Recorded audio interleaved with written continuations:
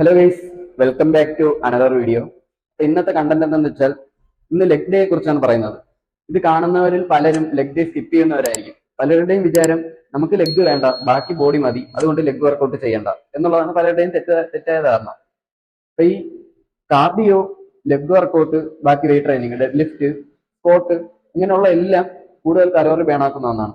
Fat കുറച്ച് നിങ്ങളുടെ body set ആക്കുന്നതാണ് നിങ്ങളുടെ ഗോളെങ്കിൽ നിങ്ങൾ മനസ്സിലാക്കേണ്ട ഒരു കാര്യമാണ്, നിങ്ങൾ ലെഗ് ഡേ സ്കിപ്പ് ചെയ്യരുത്. ഇന്നിപ്പോ ലെഗ് ഡേ ആണെങ്കിൽ ഇന്ന് ലെഗ് ഡേ ചെയ്തിരിക്കുക. ഇന്നല്ലെങ്കിൽ അത്രയ്ക്ക് പറ്റത്തില്ലെങ്കിൽ മാത്രം ഇന്നത്തെ വർക്കൗട്ട് നാളത്തേക്ക് ആക്കുക.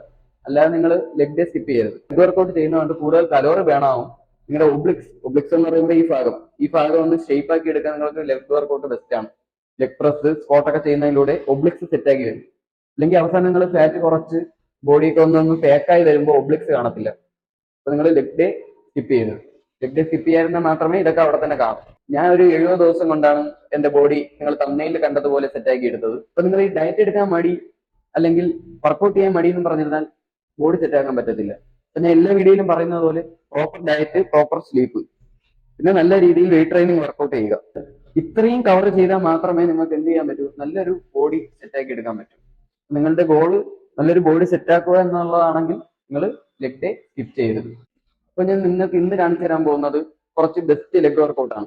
ലെഗ് ഡേ തന്നെ നിങ്ങൾക്ക് ഈ വർക്കൗട്ട് ഒക്കെ ട്രൈ ചെയ്ത് നോക്കാവുന്നതാണ്. ഫസ്റ്റ് വൺ സ്ക്വാട്ട് ആണ്. ഇത് നിങ്ങൾക്ക് മെഷീനിൽ ചെയ്യാം, ബാറിലും ചെയ്യാം. നിങ്ങൾ ഏതിൽ ചെയ്താലും ഓവർ വെയിറ്റ് ഇട്ട് അടിക്കാതെ നിങ്ങൾക്ക് പറ്റുന്ന വെയിറ്റ് ഇട്ടിട്ട് കറക്റ്റ് ഫോക്കസ് ചെയ്ത് മൈൻഡ് മസിൽ കണക്ഷൻ ലെഗിൽ കിട്ടുന്നുണ്ടെന്ന് ഉറപ്പുവരുത്തി മാത്രം വർക്കൗട്ട് ചെയ്യുക.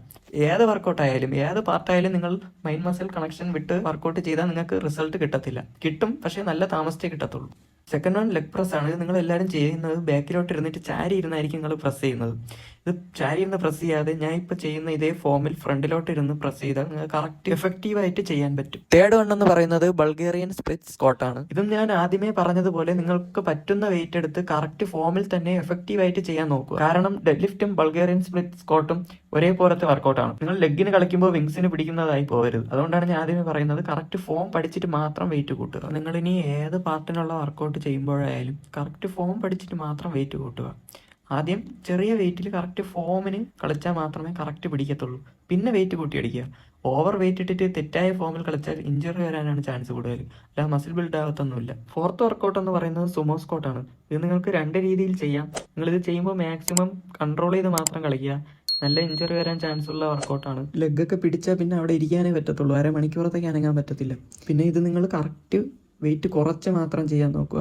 നിങ്ങളെ കൊണ്ട് പറ്റുമെങ്കിൽ മാത്രം വെയിറ്റ് കൂട്ടുക. ഞാൻ ആദ്യം പറഞ്ഞതുപോലെ ഒരു എക്സ്ക്യൂസ് കാരണവും ലെഗ് വർക്കൗട്ട് നിങ്ങൾ സ്കിപ്പ് ആക്കരുത്. സ്ക്വാട്ട് ചെയ്യുന്നതിലൂടെ തന്നെ ഏകദേശം ഒരു 300 കലോറിയാണ് ബേണാവുന്നത്. നമ്മൾ 20 മിനിറ്റ് ട്രെഡ്മില്ലിൽ നടന്നാൽ പോലും ഏകദേശം 100 കലോറിയെ ബേണാവുന്നുള്ളൂ. അപ്പോൾ നിങ്ങൾ മനസ്സിലായിക്കോ, ലെഗ് വർക്കൗട്ട് പോലത്തെ വെയിറ്റ് ട്രെയിനിങ് വർക്കൗട്ട് ചെയ്യുമ്പോൾ കൂടുതൽ കലോറി ബേണാവുകയും പെട്ടെന്ന് ഫാറ്റ് കട്ടാവുകയും ചെയ്യും.